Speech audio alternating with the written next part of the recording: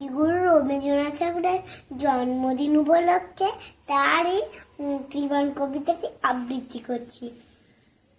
আমি ভিক্ষে করে ফিরতেছিলাম গ্রামের পথে পথে, তুমি তখন চলেছিলে তোমার স্বর্ণরথে। অপূর্ব এক স্বপ্ন সম লাগতেছিল চোখে মম।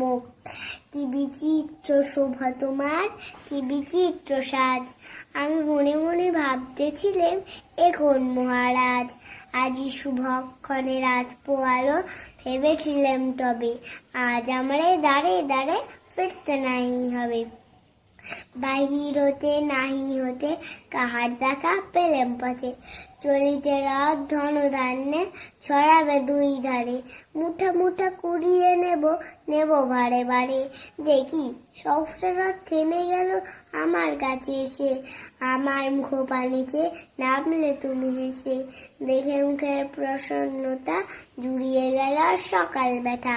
হেন কালে কিসের লাগি তুমি অকস্মাৎ, আমায় কিছু দাও গো বলে বাড়িয়ে দিলে হাত। মরি এ কি কথা রাজাধিরাজ, আমায় দাও গো কিছু। শুনে কল কালির তরে রইল মাথা নিচু।